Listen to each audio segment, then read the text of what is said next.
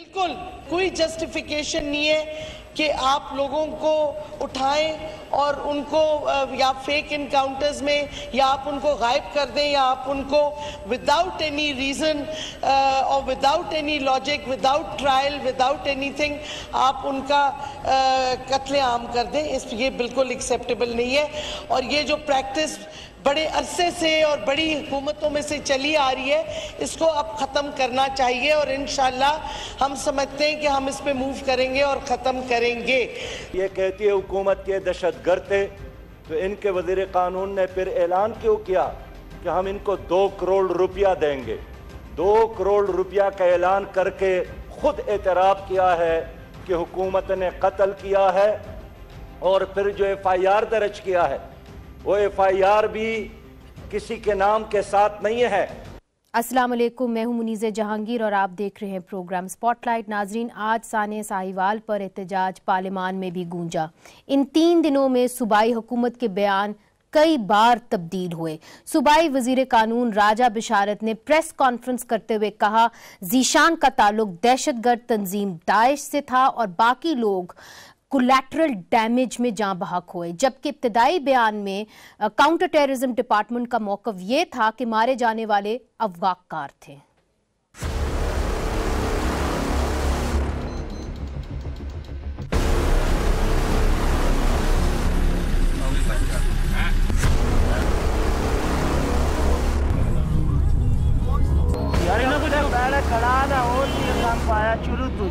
बाकी 18 जनवरी को कैमरों की मदद से ट्रेस करते हुए एजेंसी के लोग जीशान के घर तक पहुंच गए। 13 से 18 जनवरी तक कैमरों का मुआयना किया गया और 18 जनवरी को इस बात की तस्दीक हुई कि जीशान दहशतगर्दों के साथ काम कर रहा है। मैं ये बात भी आपको बताना चाहता हूं कि जीशान के घर में दहशतगर्द बड़ी मिकदार में गोला बारूद के साथ मौजूद थे। ये तो बयान था सूबाई वजीर कानून का, लेकिन कत्ल किए जाने वाले खलील के बेटे उमैर के वीडियो बयान में उसने वाक़े के बारे में जो तफसील बताई वो पंजाब हुकूमत के दावों के बरक्स थी।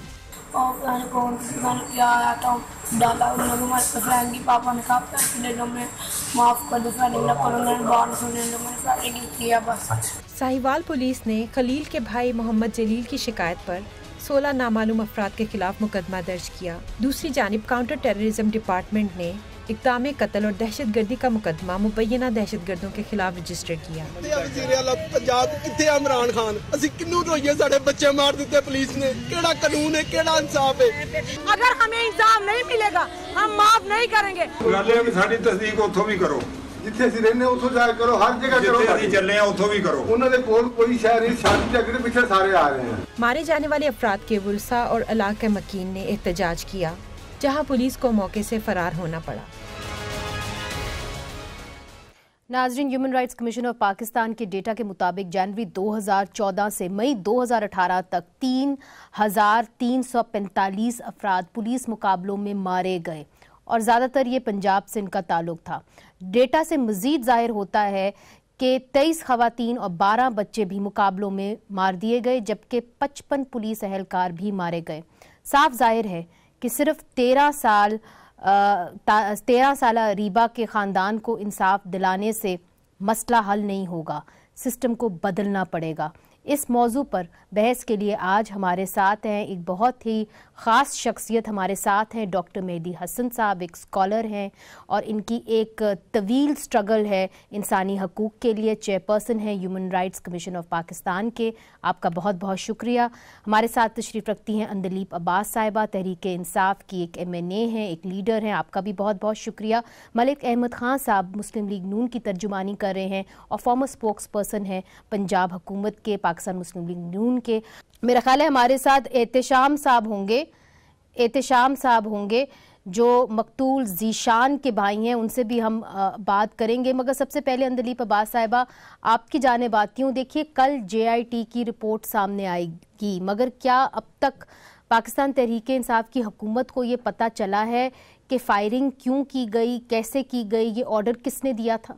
मुनीज़े, सबसे पहले तो मैं कहूँगी कि इतना ये ट्रेजिक वाक़या है और इतना शर्मनाक वाक़या है हम सब के लिए, मेरे लिए भी, मेरी हुकूमत के लिए भी और जितने लोग भी हैं, जो मर्जी आप कह लें, जो भी क्राइम है, दहशत गर्दी है, जो मर्जी दाइश है, जो भी है, बच्चों के सामने वालिदैन को शूट करना दुनिया की कोई अदालत, कोई आइन, कोई कानून, कोई इखलाकी, कोई समाजी, किसी किस्म की इसमें ना तलाफी है, ना माफ़ी है, ना जस्टिफिकेशन है, ना कुछ है। और मैं एक ख़ुद माँ हूँ, मेरे बच्चे हैं और बच्चे सबके सांझे होते हैं। मैं तो I have just been devastated by it. और मैं इसको बिल्कुल इसको खुलम खुला कहती हूँ कि इसके ऊपर JIT जब कल या जब भी वो उसकी रिपोर्ट आती है, चाहे वो बड़ा बंदा हो, चाहे छोटा हो, चाहे पुलिस से हो, चाहे काउंटर टेररिज्म से हो, चाहे एजेंसी से हो, जो भी हो, इस पे इबरतनाक इसकी सज़ा दी जानी चाहिए। क्योंकि जो डैमेज हमने कर दिया उन बच्चों को सारी ज़िंदगी के लिए, उसका तो कोई तलाफी नहीं है। लेकिन ये ज़रूर है अंजलि साहिबा, एक बात मैं आपसे पूछना चाहूँगी। अभी थोड़ी देर पहले ही एक और TV शो के अंदर जो मकतूल ज़ीशान हैं, उनकी वालदा ने ये कहा कि वो आपको बड़ी अच्छी तरीके से जानती हैं और उनके बेटे को भी आपकी फैमिली जानती है, शायद आपकी फैमिली में से कोई उनको पढ़ाता भी रहा है। तो आप कुछ कहना चाहेंगी? क्या आप जानती थी ज़ीशान को पर्सनली? देखिए, मैं सारी उम्र पढ़ाती रही हूँ। मैंने लाम्स में पढ़ाया, LSE में पढ़ाया और मुख्तलिफ सब्जेक्ट्स पढ़ाए। और मुझे नहीं पता, क्योंकि मैंने तकरीबन कोई 10,000 से ज़्यादा स्टूडेंट्स ही इतने अरसे में पढ़ा दिए होंगे। ज़ीशान नाम के बहुत सारे बच्चे मैंने पढ़ाए हुए हैं। मेरे लिए ये डिटर्मिन करना बड़ा मुश्किल होगा टिल आई मीट हर, और मैं उनकी तस्वीर देखूं और वो पता चले कि जी किस ईयर में थे, कैसे थे। ये बिल्कुल पॉसिबल है, लेकिन एग्जैक्टली मैं नहीं कह सकती जब तक कि आपको भी पता है कि एक टाम के बहुत से बच्चे होते हैं, और लेकिन बिल्कुल ये पॉसिबल है, ठीक, गिवन माय बैकग्राउंड। ठीक है डॉक्टर साहब, आपकी human rights commission of Pakistan की जो रिपोर्ट आई है 2015 की, उसके अंदर 2000 से ज़्यादा लोग जो हैं उनका मावरा अदालत या इनकाउंटर हुआ है, कत्ल हुआ है या इनकाउंटर हुआ है। ये सारे पंजाब से हैं, तो हम क्या समझें कि पंजाब के अंदर पंजाब पुलिस जो है वो इनकाउंटर ज़्यादा करती है, या कि जिस तरह हमने देखा CTD करती है, या कि इंटेलिजेंस एजेंसीज करती हैं? Really where does the buck stop? देखिए, बात ये है कि ये जो अदालत के ये फैसले से पहले जो कत्ल हैं, ये कोई नई बात नहीं है पाकिस्तान में। हमारी पुलिस हमेशा करती रही है ये, और जितनी वायलेशंस होती हैं ह्यूमन राइट्स की, उसमें से अक्सर जो वायलेशंस हैं वो हुकूमत के इदारे करते हैं और वो रिस्पॉन्सिबल हैं उसके, और उनमें सरे फहरिस्त पुलिस है हमारी। जहाँ तक ये जो मुकाबले में मारे जाने का कल्चर है, ये बड़ा पुराना कल्चर है। पुलिस में हमेशा से ये तरीक़ा राइज है कि जिसको अदालत में पेश ना करना चाहें या उनका केस कमज़ोर हो और वो ये समझें कि केस बनता नहीं है, वो उसको मार के ये कह देते हैं कि जी ये पुलिस से मुकाबले में मारा गया। और इसके अलावा देखिए, जब 1951 में वज़ीर आज़म लियाक़त अली ख़ान को कत्ल किया गया, तो पंजाब के DIG ने मुबैना कातिल को गोली मार के वहीं हलाक कर दिया। और DIG ने उस सिपाही को जिसने उसको गोली मारी थी वहीं एविडेंस ज़ाय की, जिससे ये पता लग सकता था कि ये साजिश है या इंडिविजुअल एक्ट है। और आज तक उस पर पर्दा पड़ा हुआ है उस साजिश पे। तो मैं ये समझता हूँ कि हमारी पुलिस जो है उसका एक तो कल्चरल लेवल बहुत लो है, डेवलपमेंट का कल्चरल डेवलपमेंट लो है उनकी। क्रिमिनोलॉजी का जो सब्जेक्ट है वो आम तौर पे नहीं पढ़ाया जाता। और जिस वाक़े का, अफसोसनाक वाक़े का आपने जिक्र किया है, उसको लीड कर रहे थे एक सब इंस्पेक्टर, जबकि टेररिज्म जो है पाकिस्तान में उसका बहुत बड़ा एक मसला दरपेश है और उसमें अब तक बेशुमार लोग जो हैं वो अपनी जान से हाथ धो बैठे हैं और बहुत से टेररिस्ट उनको फांसियों की सज़ा भी दी गई है, गिरफ्तार भी हुए हैं, बरी भी हो गए हैं बहुत से लोग। तो मैं ये समझता हूँ कि अगर ये इत्तला थी इंटेलिजेंस की तरफ से कि आज कोई टेररिस्ट जो है वो अपनी फैमिली के साथ या कुछ ख़वातीन और बच्चों के साथ एक गाड़ी में जा रहा है, तो सिर्फ सब इंस्पेक्टर के ज़िम्मे नहीं करना चाहिए था इस काम को। ये तो बड़ा अहम नुक्ता आपने उठाया है। मलिक अहमद साहब, आपकी जानिब आऊंगी, इसलिए चूंकि ये जो इनकाउंटर्स का मामला है माजरत के साथ आपकी हुकूमत में भी बहुत होता रहा है, मगर आपने कहा कि जी हम पुलिस को सेंसिटाइज करने की कोशिश कर रहे हैं, तब्दील करने की कोशिश कर रहे हैं। क्या वजह है? आपकी वफाक में भी हुकूमत रही, आपकी प्रोविंस में भी हुकूमत रही, 1861 से उसका एक एक्ट चला आ रहा है और आप इसको तब्दील नहीं कर पाए। जी शुक्रिया मुनीज़ा। देखें, इसमें जितना भी एफर्ट आज तक हुआ है 1861 के लॉज के हवाले से और फिर जो पुलिस ऑर्डर 2002 का आया, फिर उसकी एप्लीकेशंस में हमने देखा, फिर इसके अंदर कुछ नए डिपार्टमेंट्स का क़याम, सीटीडी भी उनमें से एक था और सीटीडी की परफॉर्मेंस जो है वो डिफरेंट स्टेजेस पे इवेलुएट भी होती रही। सीटीडी की अच्छी परफॉर्मेंसेस भी रही। चेरिंग क्रॉस की जो टेररिस्ट अटैक थी उसको विद इन 48 आवर्स इन्होंने डिटेक्ट किया। लेकिन चलें, इसमें कुछ अच्छे काम इन्होंने अगर किए होंगे, लेकिन जब कोई ऐसा वाक़या पेश आ जाता है वो सारी अच्छाई को बिल्कुल यकसर धो देता है। और इसमें यह कहना कि वो टेररिस्ट थे और एक कंक्लूसिव स्टेटमेंट गवर्नमेंट की तरफ से before the JIT submits its report के कोई इंटेलिजेंस बेस्ड ऑपरेशन था और JIT अब जो तहकीक करेगी वो किस बुनियाद पे करेगी कि इन दो फैमिलीज़ का आपस में क्या ताल्लुक था, जो दोनों इस वाक़े के अंदर जिनकी जो जान से गए उनको देखेंगे कि इनका आपस में क्या रिलेशनशिप था। ये लॉ मिनिस्टर की गालबन स्टेटमेंट है। लेकिन जो कंडक्ट ऑफ द डिसीज्ड है उससे हमें कुछ इंडिकेशन मिलती नहीं है कि क्या वो जो कंडक्ट ऑफ द डिसीज्ड था, जो पिक्टोरियल रिलीज़ हुए हैं या जो वीडियोज़ आई हैं, तो क्या जो टेररिस्ट होते हैं वो ऐसे बिहेव करते हैं जैसे भी डॉक्टर साहब ने कहा कि क्रिमिनोलॉजी का सब्जेक्ट जो है वो शायद पुलिस की ट्रेनिंग के अंदर शामिल नहीं है। नहीं, ये एक अलग सवाल है मलिक साहब के क्या जो ज़ीशान जिनको कहा जा रहा है कि जी उनके ऊपर इल्ज़ाम ये लगाया जा रहा है कि वो दहशतगर्द थे कि नहीं थे, ये एक अलग सवाल है। मगर उनके भाई जो हैं इस वक्त एहतिशाम हमारे साथ मौजूद हैं। एहतिशाम, बहुत बहुत शुक्रिया। मुझे मालूम है आपके लिए आसान नहीं होगा हमारे सवालों का जवाब देना और ये मुश्किल वक्त है। पहले हम सब आपके दुख के अंदर शामिल हैं।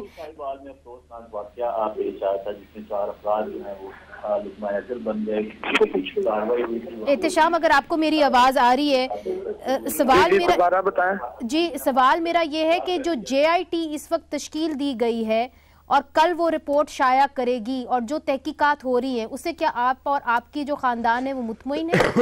बिल्कुल नहीं मुतमईन है आमीन से, JIT से, क्योंकि ये सफर करते हुए मुसाफिर जाते हुए जाकर वो दहशतगर्द बन सकते हैं, तो ये JIT में कोई तब्दीली नहीं ला सकते। ये JIT रिपोर्ट में क्या क्या ये तब्दील कर सकते हैं। मगर ये बताइए कि दूसरी तरफ से हमने ये भी सुना है दूसरी खानदान से, जो खलील का खानदान है, कि उनको धमकियां आ रही हैं। क्या आपको खुदा ना खास्ता इस किस्म की कोई जान का खतरा है या कोई दबाव है कि आप केस वापस ले लें? वगैरह तो किसी किस्म की नहीं आई, मगर ये मुतमिन नहीं हूँ मैं इस JIT से। आप मुतमईन नहीं है तो क्या मुतालबा है आपका हुकूमत से? मेरा ये मुतालबा है हुकूमत से कि ये जो मेरे भाई के नाम पे लेबल लगाया ये हटाया जाए और अपना जुल्म जो इन्होंने किया उसका इकरार किया जाए। अपना जुल्म छुपाने के लिए मेरे भाई पर इल्जाम लगा रहे हैं और ये जो जिन्होंने ये किया है इन्हें सजा दी जाए और इनके खिलाफ मुकदमा दर्ज करके इन्हें सख्त से सख्त सजा दी जाए, नामजद कर कर। आपका कोई मुतालबा है कि तहकीकात फिर कौन करे? चूंकि तहकीकात तो आखिरकार खुफिया एजेंसियां या पुलिस ही करती हैं, तो इस केस में तहकीकात फिर कौन करे? इसमें मुझे ये आप ज्यादा बेहतर जानती हैं मेरे से कि कौन बेहतर तहकीकात करेगा। अच्छा, ये आपके आखिरी सवाल कि यहाँ पे अंदलीप अब्बास साहिबा भी बैठी हुई हैं पीटीआई से, अगर आप उनको कुछ कहना चाहें तो ज़रूर कहें, मगर जो ये इल्ज़ाम आपके भाई के बारे में लगाया जा रहा है कि जी उनके पास असला था और गाड़ी के अंदर असला था, इसके बारे में आप कुछ कहना चाहेंगे? तो निकला तो नहीं ना, गाड़ी के अंदर से असला कोई निकला तो नहीं। ये कौन सा असला था जो बाद में बैग खोला तो दुल्हन और दूल्हे के कपड़े निकले थे बीच में से, बैगों में से, उनके सामने सब कुछ। ये तो फुटेज वगैरह सारी सामने आई थी, अगर असला वगैरह तो कोई नहीं निकला था बीच में से। अंदलीप साहिबा, आप सुन सकती थी एहतशाम की बात। उनका सवाल ये है कि अगर वाकई में वो दहशतगर्द थे तो जो असला कह रहे हैं कि बरामद हुआ था तो वो डिस्प्ले क्यों नहीं किया गया? क्योंकि हम तो देखते हैं मामूल के तौर पे उसको डिस्प्ले किया जाता है जब भी इस तरह के कोई दहशतगर्दी के वाकयात होते हैं। और उनके पास असला होता तो वो चलाते भी जी, वो इस तरह नहाते, गोलियां ना खाते। जी अंदलीप साहिबा, उन्होंने सीट बेल्ट तक नहीं लगाई हुई थी, उन्होंने क्या किसी पे करना था। और ये सारे यानी शायदीन उधर क्लिप सारे सोशल मीडिया पे आपने देखे होंगे, वो कह रहे हैं इनके पास तो पिस्तौल तक नहीं था, तो इन्हें क्यों मारा गया? ठीक है, आपने अपना सवाल किया। अंदलीप साहिबा, आप कुछ कहना चाहेंगी इस पे? मैं इनके भाई के साथ हूँ बिल्कुल। मैं इनकी जो दर्द और इनके जो शक है, बिल्कुल मेरी भी ऐसी ही कैफियत होती अगर मैं होती इस पोजीशन पे। और ये जो बातें बता रहे हैं मैं बिल्कुल समझती हूँ कि अगर ये बातें ट्रू हैं तो वाकई जिसको कहते हैं ज़्यादती है। लेकिन ये मैं एक चीज़ इनको अश्योर करा देती हूँ कि इनको फ़िक्र करने की कोई ज़रूरत नहीं है। ये GIT जो है ये मुख्तलिफ़ इदारों की है, ये सिर्फ काउंटर टेररिज्म वालों की नहीं है, और ये मुख्तलिफ़ इदारों की है जो कि एक्चुअली पुलिस के ऊपर चेक भी रखती है, और उनका काम भी ये होता है कि कारकर्दगी को देखा जाए। और एक चीज़ मैं और इनको बताऊंगी कि अगर ज़रा सी भी कहीं किसी रिपोर्ट में शक पड़ा कि जी ये कोई फैक्ट छुपाने की बात की जा रही है, ऑपोजिशन और मीडिया को छोड़ें, सबसे पहले हम खड़े होंगे अपनी पार्टी के खिलाफ। आप फिक्र ना करें, ये पहली दफ़ा नहीं है। मैं खुद एक विक्टिम रही हूँ मुनीज़े, और मैं एहतशाम को भी बताऊंगी। मुझे खुद पुलिस ने सीधी गोलियां मारी थी। ये चीज़ आपने मीडिया पे दिखाई थी और इसकी वीडियो भी मौजूद है। मैं जा रही थी सड़क पे और इन्होंने कहा कि जी ये तखरीब कारी कर रही थी और ये जलाओ घिराओ की वो कर रही थी। आप सोचें मैंने क्या तखरीब कारी करनी, और वो वीडियो में भी आ गया था। और इन्होंने सीधी गोलियां मारी थी मुझे, पुलिस ने सीधी गोलियां, और वो तो मैं झुक गई और मैं बच गई। उसके बाद इन्होंने शेलिंग की मुझे, उसके बाद इन्होंने मुझे उठाया और जिस तरह से बेदर्दी से मुझे मारा, पता नहीं मैं कैसे बच गई थी। और ये पिछले साल की बात है। मैं आप इस्लामाबाद के वाक़े की बात कर रही हैं? जी मैं बिल्कुल बात कर रही हूँ। तो मैं तो खुद इनकी बेहिसी और बेदर्दी से गुजर चुकी हूँ। ये मुनीज़े एक अजीब सा कल्चर है, ट्रिगर हैप्पी कल्चर है, और इसके अंदर एक सडिस्टिक सी इनकी वो होती है इंस्टिंक्ट, जिसमें ये पता नहीं किस किस्म की, ये डॉक्टर मेहदी हसन साहब बेहतर बता सकते हैं, क्या साइकोलॉजी होती है कि इनको खुशी होती है कि ये आम और मासूम लोगों को जूदो कोप करे। आपको याद होगा वो जो सियालकोट के 2 बच्चों को इन्होंने वो अल्लाह माफी दे जो चित्रौल की थी और वो मर गए थे बच्चे। नहीं देखिए, पुलिस गर्दी के तो बहुत वाकयात हैं, मगर बात ये है कि अंदलीप साहिबा, आपकी जो पार्टी है इंसाफ का नारा लेके वो हुकूमत के अंदर आई। आपने कहा कि हम पंजाब पुलिस, खास तौर पे पंजाब पुलिस का कल्चर बदलेंगे। अब आप हुकूमत के अंदर हैं, आप ऑपोजिशन के अंदर नहीं हैं।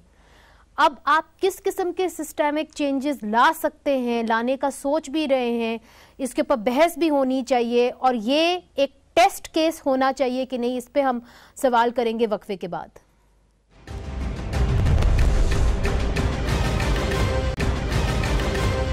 मेहदी हसन साहब, ब्रेक से पहले अंदलीप अब्बास साहिबा ने कहा कि देखिए मैं खुद इस मरहले से गुजर चुकी हूँ, मेरे ऊपर खुद जो है वो पुलिस ने स्ट्रेट फायरिंग की थी, मगर अब ये हुकूमत के अंदर हैं, कितना मुश्किल होगा इनको ये कल्चर बदलना?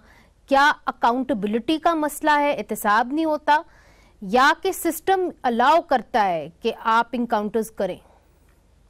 फौरी तौर पे कोई मसला दरपेश नहीं है। ये तो 70 साल हुए हैं पाकिस्तान को, हमेशा से होता आया है हमारे यहाँ, कोई पहली दफ़ा तो नहीं हुआ। ये जो एक्स्ट्रा जुडिशल किलिंग्स हैं ये अक्सर होती रहती हैं। पुलिस पे तो बहुत इल्ज़ामात लगते रहते हैं, बहुत से केसेस तो अब भी टीवी पे डिस्कस हो रहे हैं मुख्तलिफ हवालों से। मैं ये समझता हूँ कि पुलिस की जो तरबियत है और पुलिस की जो एजुकेशन है उसमें खामी है।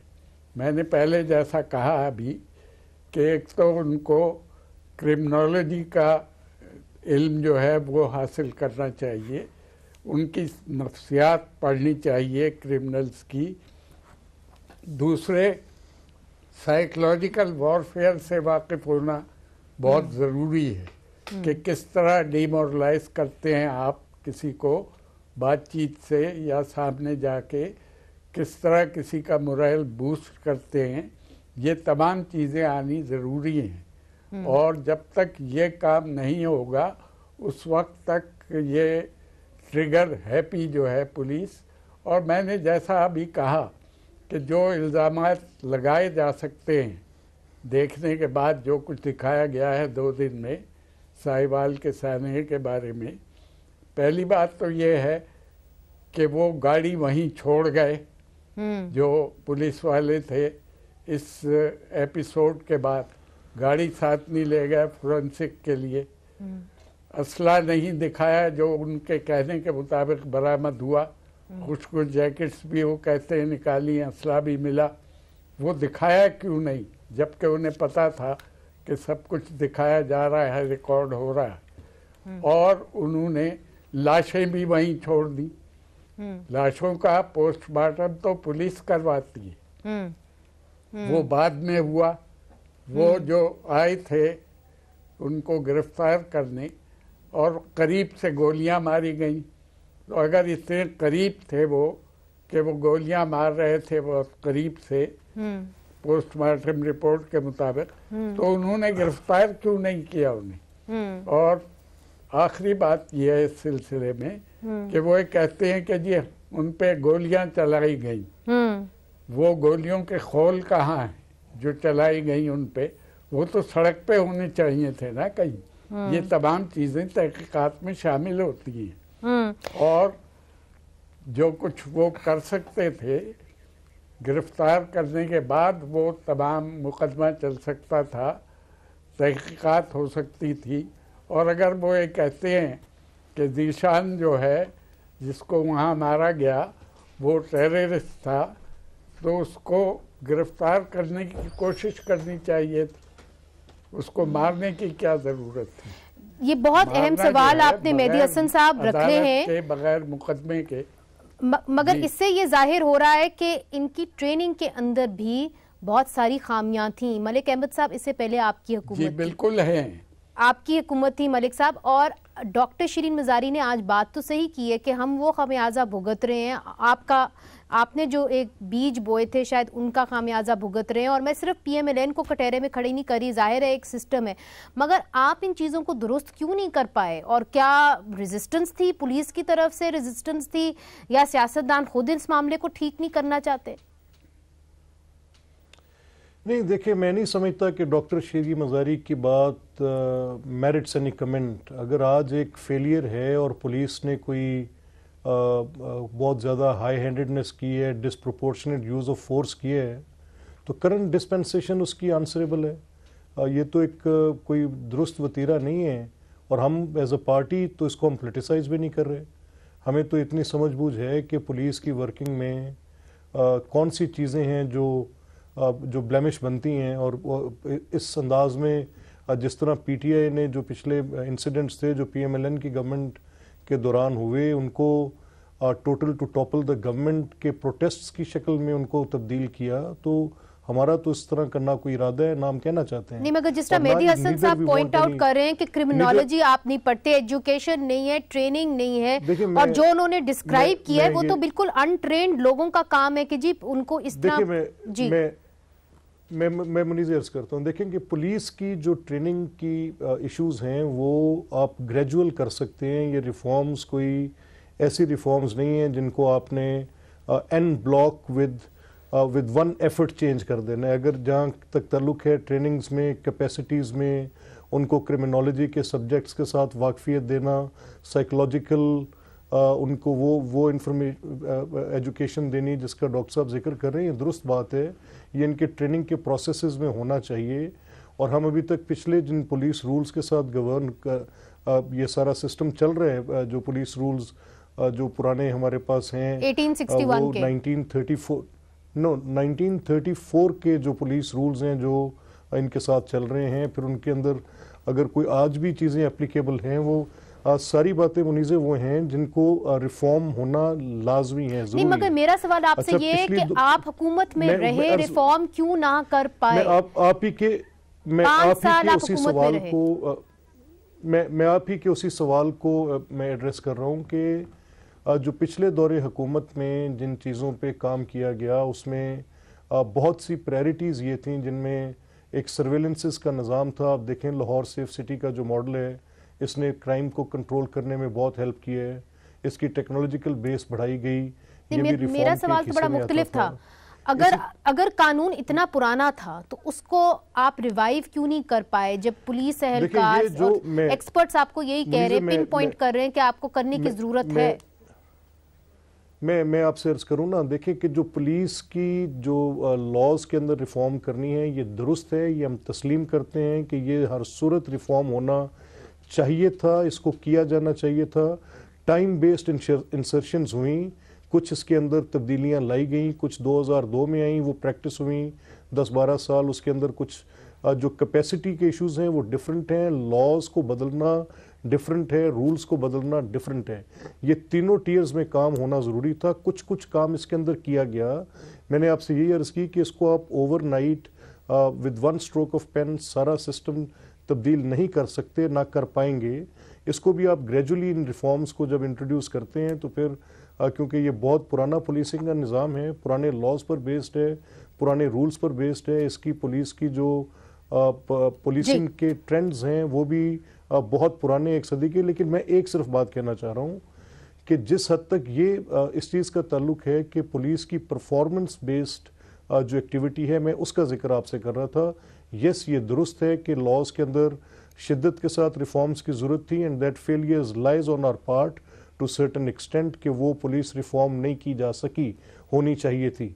लेकिन ये जो वाक़या है आज, जिस तरह मॉडल टाउन इंसिडेंट ब्लेमिश है PMLN की गवर्नेंस के ऊपर, इसी तरह से ये इंसिडेंट करंट डिस्पेंसेशन के लिए ये एक नेकेड ब्लेटेंट बिल्कुल फंडामेंटल राइट्स को उड़ा के रख देने वाली सूरत हाल है। इसमें कोई शक नहीं कि ये एक बहुत बड़ा दाग है, ये बहुत बड़ा टेस्ट केस है मलिक साहब। मगर सवाल हम पूछेंगे अंदलीप अब्बास साहिबा से ब्रेक के बाद कि जो JIT तश्कील दी है उसके अंदर ऐसे फर्द हैं जिनके अपने ही डिपार्टमेंट के जो लोग हैं वो इसमें मुलव्विस थे, तो क्या हम उम्मीद कर सकते हैं कि उस JIT से इंसाफ होगा, जबकि जो लोग इस सानिया के अंदर मुलव्विस थे वो इन्हीं के इदारे से थे? इस पे हम सवाल करेंगे अंदलीप साहिबा से वक्फे के बाद। वेलकम बैक नाजरीन, हम साहिवाल सानिया के बारे में बात कर रहे हैं। अंदलीप साहिबा, जो JIT तश्कील दी गई है जिसने कल रिपोर्ट देनी है, उसके अंदर CTD के लोग भी हैं और खुफिया एजेंसियों के लोग भी हैं, और ये वही लोग हैं जो इस पूरे इंसिडेंट में मुलव्विस थे, जिन्होंने फायरिंग की थी। तो हम क्या एक्सपेक्ट करें कि इनसे कोई इंसाफ हो भी सकता है? How can you pass a judgement on your own colleagues? इसमें दो पहलू हैं जो मैं मेंशन करना चाहती हूँ उन्हीं से। पहली बात तो ये है कि ऑब्वियसली सारे बंदे एक डिपार्टमेंट के ख़राब नहीं होते, और जब आप एक इदारे पे करते हैं, फॉर एग्ज़ाम्पल आपके आज TV पे कोई एलिगेशन लगती है तो आपके डिपार्टमेंट से ही जो सीनियर लोग हैं उनको लिया जाएगा, इंक्वायरी बिठाई जाएगी और जो भी डिसिप्लिनरी एक्शन है वो डिसाइड करेंगे। बिकॉज जो बंदा मुतलका होता है उसके अंदर नॉलेज भी होता है, उसको पता भी होता है, और ज़रूरी नहीं कि वो अगर काउंटर टेररिज्म डिपार्टमेंट है या पुलिस डिपार्टमेंट है या डॉल्फिन फोर्स है या एलीट फोर्स है तो सारे बंदे ही ख़राब हैं तो उनको आप नहीं कर सकते। उसी नॉर्मल प्रोसीजर भी ये होता है, यूनिवर्सिटीज़ के अंदर भी होता है, पुलिस के अंदर भी होता है, इदारों के अंदर भी होता है कि आप वहीं जो लोग होते हैं उनको एक क्रॉस फंक्शनल टीम बनाते हैं, और ये क्रॉस फंक्शनल टीम है। अंदलीब साहिबा, कतई कलामी माफ, मॉडल टाउन इंसिडेंट के अंदर आपकी पार्टी का वाज़े मौक़िफ़ ये था कि पुलिस को इसके अंदर मुलव्वस नहीं होना चाहिए था, जिसकी नतीजे के अंदर जस्टिस जो नकवी की रिपोर्ट थी वो सामने आई थी, नजफी की जो रिपोर्ट थी वो सामने आई थी और उन्होंने इंक्वायरी की थी। तो इस इंसिडेंट के अंदर भी पुलिस शामिल है, सीटीटी शामिल है, खुफिया एजेंसीज हैं, तो क्या ये किसी और को नहीं देना चाहिए, सौंपना चाहिए तहकीकात का काम इन प्रिंसिपल? नहीं, हमने कुछ और मांगा था उसमें, आपको याद होगा, क्योंकि वो रिपोर्ट तो मैंने तो उस पर RTI भी 3 लिखे हुए हैं। उस रिपोर्ट में हम ये कह रहे थे कि जी आपने ये जो JIT है इसकी आपने सारी जो है इख्तियार कि इस रिपोर्ट को किस कब शो करना है, क्या करना है, वो आपने चीफ मिनिस्टर को दे दिया। Chief minister and minister of law is involved into it, और वही हुआ। जब वो रिपोर्ट आई तो वो गायब हो गई, वो रिपोर्ट साल बाहर नहीं आई, बिकॉज उस रिपोर्ट में उनको इम्प्लिकेट किया गया था। तो हमारा वो स्टांस था। लेकिन जो मैं बात आपसे कह रही हूँ वो ये कह रही हूँ कि ये जो रिपोर्ट आएगी ये क्रॉस फंक्शनल उस टीम की है, लेकिन बिल्कुल इसके अंदर हो सकता है कि बायस हो, और अगर बायस हुआ और इसकी कोई भी शक व शुबात 1% भी हुई, मैंने पहले भी आपको बता दिया कि सबसे पहले हम खुद खड़े होंगे इसके खिलाफ, चाहे दूसरी JIT बनवानी पड़े। अंदलीब साहिबा, ये कौन फैसला करेगा कि बायस है कि नहीं है? आपको जो इस वक्त जो लोग मारे गए हैं उनकी फैमिलीज, तो अभी आपने एहतशाम साहब की बात सुनी, उन्होंने कहा कि जी हमें तो JIT की जो रिपोर्ट है तहकीकात, ये हम इसको कबूल ही नहीं करते, मानते ही नहीं। देखिए वो तो obviously I understand that, because वो एक ग्रीव्ड फैमिली है, उनको लग रहा है कि हर चीज़ बुरी लग रही होगी इस वक्त, और मैं बिल्कुल उनकी बात समझती हूँ। लेकिन हैविंग सेड दैट, देखिए कुछ चीज़ें होती हैं, फॉर एग्जांपल जैसे अभी ये बात हो रही है कि जी असलहा था। अब अगर असलहा नहीं था तो आप जितना मर्जी कॉन्कॉक्ट कर लें वो नहीं निकलेगा। नहीं, मगर हमने तो बहुत सारे, कतई कलामी माफ अंदलीब साहिबा, हमने बहुत सारे ऐसे भी केसेस देखे हैं जहां पे असला कॉन्कॉक्ट किया जाता है। डॉक्टर मेहदी हसन साहब हमारे साथ मौजूद हैं। डॉक्टर साहब, अंदलीब साहिबा कह रही हैं कि हर इंसान जो है वो डिपार्टमेंट में एक जैसा नहीं होता, तो इसमें कोई हर्ज नहीं है कि JIT जो है उसके अंदर ऐसे लोग भी हों जिनके अपने इदारे के ऊपर उंगली उठी हुई है। नहीं, देखिए मैं समझता हूँ कि जितना ये वाक़या अफसोसनाक है, इसकी तहकीकात जो है वो अदालती तहकीकात होनी चाहिए। और JIT, मुझे भी JIT पे कोई इत्मीनान नहीं है, और मैं ये कह सकता हूँ कि मैं उसकी तहकीकात से मुतमईन, अभी तो शुरू नहीं हुई, लेकिन जिस किस्म के बयानात दिए गए थे पुलिस की तरफ से और काउंटर टेररिज्म वालों की तरफ से फ़ौरन बाद में, जिनकी तरदीद भी करते रहे जो चश्मदीद गवाह थे वो भी और मीडिया भी, उसको देखते हुए ये कहा जा सकता है कि ये वक्त को टालने की कोशिश होगी कि इसको किसी तरह लोगों का गुस्सा जब तक ख़त्म हो, कम हो। इसके लिए ये अगर सही तहकीकात ना हुई तो ये एक बहुत बड़ा धब्बा होगा मौजूदा हुकूमत पे। और जहाँ तक पुलिस रिफॉर्म्स का ताल्लुक है जी, मैं इसकी जिम्मेदारी गुज़िश्ता हुकूमत पे नहीं डालता, या मौजूदा हुकूमत उसकी जिम्मेदार नहीं है क्योंकि बहुत थोड़े दिन हुए आए हुए, लेकिन कम से कम पॉलिसी नज़र तो आनी चाहिए कि कोशिश कर रहे हैं या करेंगे, कोई प्रोग्राम तो दें, इस सिमत में तो जाना चाहिए, रियलाइज तो करें कि खामी क्या है। जब तक खामी को रियलाइज ना करें उसे दूर नहीं कर सकते। इम्पोर्टेंट पॉइंट है, बहुत अहम नुक्ता आपने उठाया है। और मलिक साहब, आप इस JIT को कैसे देखते हैं? क्या आपको इसके ऊपर एतबार है? देखिए मुनीज़े, इसकी जो बेहतर सूरत होगी वो यही होगी कि इसके ऊपर कोई जुडिशल फैक्ट फाइंडिंग गवर्नमेंट अपने परूजल के लिए भी ज़रूर कराए, जैसे भी जस्टिस बाकिर नजफी की रिपोर्ट का हवाला आपने भी दिया और रणदीप ने भी दिया, लेकिन वो इंक्वायरीज कमीशन एक्ट 1964 के तहत थी। वो रिपोर्ट पब्लिक किया जाना मकसूद नहीं था, सिर्फ गवर्नमेंट को फैक्ट फाइंड करके देना था। अभी इसकी अगर कोई जुडिशियल इंक्वायरी की जाती है और वो सेशंस जज के लेवल के जज के ऊपर की जाती है, जो नॉर्मली एक्स्ट्रा जुडिशियल किलिंग्स को इंक्वायर करते हैं, तो ये उसकी एक पोजीशन हो सकती है।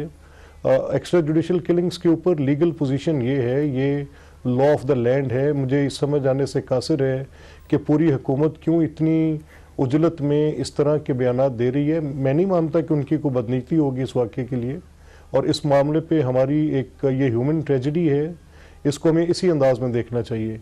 और इस पर होना ये चाहिए था कि क्योंकि आज तक जितनी भी एक्स्ट्रा जुडिशियल किलिंग्स होती हैं, जो पुलिस इनकाउंटर जिनका मुद्दा होता है पुलिस का, तो उसके ऊपर एक जुडिशियल इंक्वायरी होती है, the district in which that incident happens, उसके सेशंस जज उसकी इंक्वायरी करते हैं और मैजिस्ट्रेट उस इलाके का उनको असिस्ट करता है उस चीज में।